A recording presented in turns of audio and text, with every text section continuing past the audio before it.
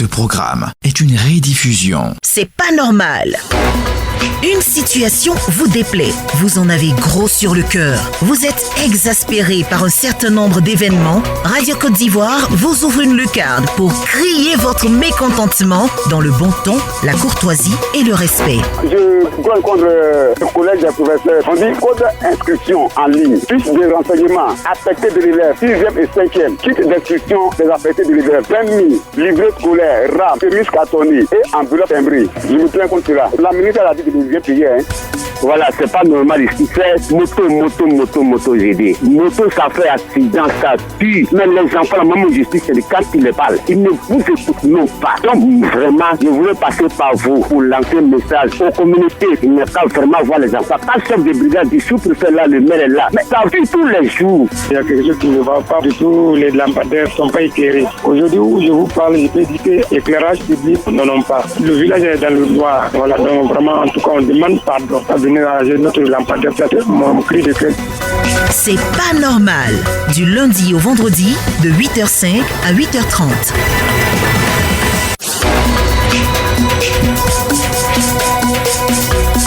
« 27 20 21 44 48 27 20 24 27 87. On démarre à Séguéla avec Kwame Mathurin. Comment allez-vous? Ça va. Kwame Mathurin, dites-nous tout. Je vais un peu parler de l'ONESI.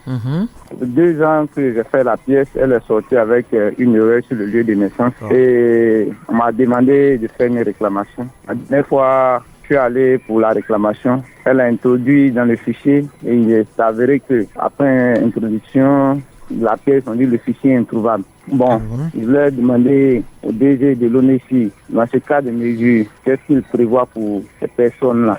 D'accord. Donc, les traces de vos données ne figurent pas sur le site ou bien dans la base de données de l'ONESI.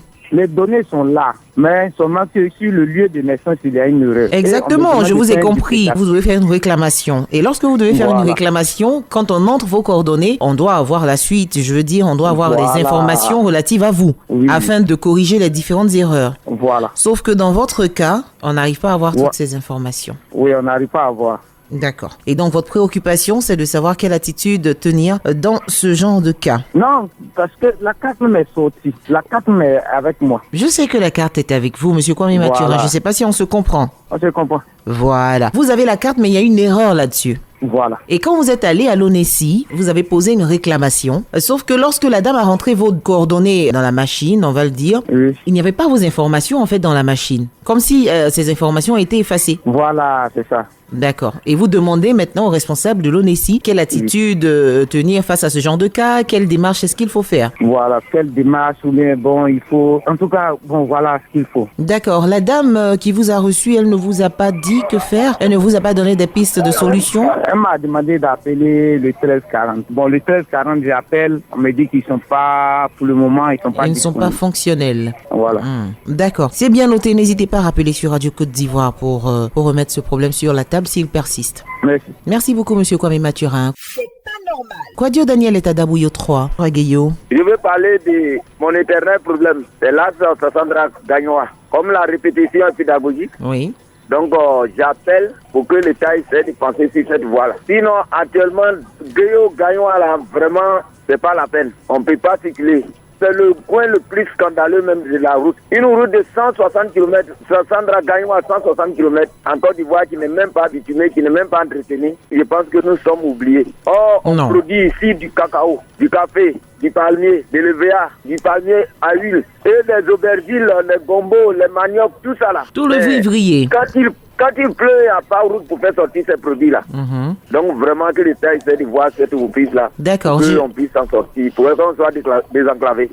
D'accord. Kwadio Daniel, déjà, vous n'êtes pas des oubliés. Je pense que les travaux se font peu à peu. Déjà, au niveau de la côtière, c'est presque bon. Et puis, cette année, il y a un gros budget qui a été décaissé, justement, pour pouvoir assurer des infrastructures dans différentes localités. On croise les doigts que vous soyez prioritaire dans ce projet-là, pour ne plus que vous vous sentez oublié. Et comme il s'agit de route, le ministère de l'équipement et de l'entretien routier est interpellé. C'est sur l'axe Sassandra Gagnoa. C'est pas normal. L'Océanie Traoré nous appelle de Mans. On vous écoute? Oui, madame, c'est concernant la CENI. Bon, on a déposé la dossier, ça fait plus de 6 mois, les CNI ne viennent pas. Or, nous avons des enfants qui vont à l'école. Surtout moi-même, je suis un opérateur économique, je me débrouille un peu. On ne peut pas garder l'argent à la maison. Il faut garder l'argent au moins dans une banque au moins pour s'en sortir. Il y a trop de braquage. Quand on réclame chaque fois la carte d'identité, on dit c'est un coup, mais ça ne vient jamais. Je ne sais pas, il y a quel problème. Vous êtes allé sur le site de l'ONESI? Bien sûr, oui, je suis pas blanc. Chaque fois quand j'appelle, on me dit que c'est un coup. Quand j'appelle, on dit que c'est un coup. Non, je parle du site internet. Monsieur Loseni Traoré, on va essayer de se comprendre, d'accord? Oui. D'accord. Il y a un site, l'ONESI a un site. Oui. Sur lequel vous pouvez voir l'évolution de votre CNI, le statut, on va dire, de votre CNI. Est-ce que vous êtes allé sur le site? C'est ça. D'accord. Vous faites onesi.ci. Oui. Et vous allez voir, il y a différents onglets. Vous allez voir l'onglet suivi du statut de la demande de CNI. Ok. D'accord. Essayez ça au moins et puis rappelez sur Radio Côte d'Ivoire. D'accord, vraiment, on Si. vérifie, on m'a dit qu'il n'y a pas de problème. Il n'y a pas de problème. Essayez sur le site, comme tout est digitalisé maintenant, essayez sur le site et puis n'hésitez pas à rappeler sur Radio Côte d'Ivoire. D'accord, vraiment, c'est gentil. Merci beaucoup. Je vous en prie, Loseni Traoré, qui nous appelait de Mans à l'instant. Oui. Madame Angèle Kofi nous appelle de Gagnoa. Comment allez-vous? Bienvenue sur Radio Côte d'Ivoire, Angèle. Je n'ai pas de l'eau.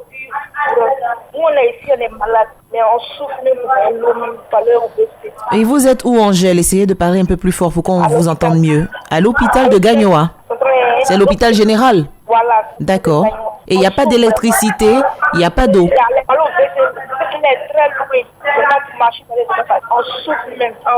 D'accord, Angèle? Ah, parce qu'il n'y a pas d'eau courante, il n'y a pas d'eau courante à l'hôpital, donc vous payez de l'eau pour pouvoir aller pour faire vos besoins. Et l'électricité, mais il y a de l'électricité. D'accord, c'est un problème d'eau à l'hôpital général de Gagnoa. Merci beaucoup de nous faire part de ce cas. Le ministère de la Santé et de la couverture maladie universelle est interpellé de l'eau. Il manque de l'eau potable à l'hôpital général de Gagnoa et je pense que c'est une patiente de cet hôpital-là qui vient de nous joindre. L'eau est source de vie, donc dans un hôpital, c'est beaucoup plus important, beaucoup plus nécessaire. C'est pas normal. Diomandé Sikense. Oui. Vous nous appelez de Dibadougou. Oui. C'est à combien de kilomètres de Diokoué? C'est 17 km de Diokoué. 17 km de Diokoué, d'accord. Vous avez également un souci d'hôpital, qu'est-ce qui ne va pas là-bas? On a problème de centre de santé ici. Ah, vous n'en avez même pas? Voilà. Et notre école là aussi, c'est pas construit aussi. On a 3 classes seulement. D'accord. 3 classes encore avec cantine et puis logement des maîtres. D'accord. 2 ministères interpellés, le ministère de la Santé et de l'Éducation nationale également. Vous n'avez pas de centre de santé à Dibadougou qui est à 17 km de Diokoué. Oui, vous n'avez pas d'école non plus. Oui. C'est bien noté. On a seulement que 3 classes. Alors que vous avez beaucoup d'enfants. Voilà. D'accord. C'est un village de 4 000 habitants. Voilà. On n'a pas château d'eau aussi. D'accord, c'est bien noté. Essayez de vous rapprocher aussi des autorités de Diokoué. Sait-on jamais pour poser le problème? Maintenant, prendre l'école maintenant, moi je voulais parler aussi aux fondations Magic System là. Voilà. Ils sont en train de construire Abidjan là-bas. Est-ce qu'ils ne peuvent pas sortir en dehors d'Abidjan? Je crois qu'ils sortent d'Abidjan à la Fondation Magic System pour les informations qu'on a. Ils ouvrent des écoles un peu partout en Côte d'Ivoire, surtout dans les localités éloignées. Mais c'est une doléance que vous faites. On espère que l'équipe de la Fondation est à l'écoute de Radio Côte d'Ivoire et qu'ils vous prêteront main forte ou vous construiront au moins une école à Dibadougou. Voilà. Pour qu'ils viennent compléter notre école là et construction des maîtres là. D'accord. Voilà. Merci beaucoup, Diomandé Sikense, d'avoir appelé sur Radio Côte d'Ivoire. C'est pas normal. Kambiré Mamadou, Aïssia. Oui. Bon, maman, je voulais parler de carte d'identité nationale. On vous écoute. Depuis 2021, nous avons déposé notre carte d'identité nationale. En janvier, on nous a donné un rendez-vous. Le premier rendez-vous était le 18 février 2021. Et on est parti à plusieurs reprises jusqu'à aujourd'hui. Quand tu partes, on te dit que ce n'est pas encore venu. Jusqu'à, ils m'ont dit d'appeler le 1340. C'est le numéro vert. J'ai appelé le 1340, ils m'ont donné les numéros de WhatsApp que de faire partie, les documents de ma pièce, ils vont vérifier. Mais jusqu'à aujourd'hui, madame, où je vous parle, il n'y a pas encore de résultat. Vraiment, moi, je ne comprends pas, ça me fait mal. D'accord, donc on ne vous a même pas encore délivré votre carte nationale d'identité? Oui, depuis 2021 jusqu'à aujourd'hui. Depuis 2021? Jusqu'à aujourd'hui, c'est pas normal. D'accord. Merci de nous faire cas de ce problème qui est récurrent un peu partout, on va le dire. Hein. C'est récurrent. Bon nombre de personnes n'arrivent pas à rentrer en possession de leur carte nationale d'identité, bien qu'ils se soient inscrits il y a très longtemps. Voilà, on demande aux responsables de l'Office national de l'état civil et de l'identification, l'ONESI, de jeter un regard sur ces différents cas-là. C'est pas normal. Moye Konon, vous nous appelez de Yafo. C'est à combien de kilomètres d'Ara? Yafo à 8 km d'Ara. À 8 kilomètres d'Ara. Oui. Qu'est-ce qui ne va pas? Bon, ce qui ne va pas, c'est la charité de la vie, là. Moi, je voulais passer par le gouvernement ivoirien pour nous aider à subventionner tous les produits qu'on nous vend. Comme à ça. Subventionner tous les produits. Oui, parce que, voilà, à tout moment, il y a des péages, des ponts, tout ça là. L'argent qu'on récupère là, on peut subventionner certains produits pour que nous autres, on puisse manger. Le gouvernement n'a qu'à passer à nous, parce que vraiment c'est dur. On vend l'électricité dans la sous-région. Tout ça là, l'argent là, ça va où? Nous sommes en train de mourir de faim et puis on ne s'occupe pas de nous. La Côte d'Ivoire produit beaucoup d'aliments. Hein?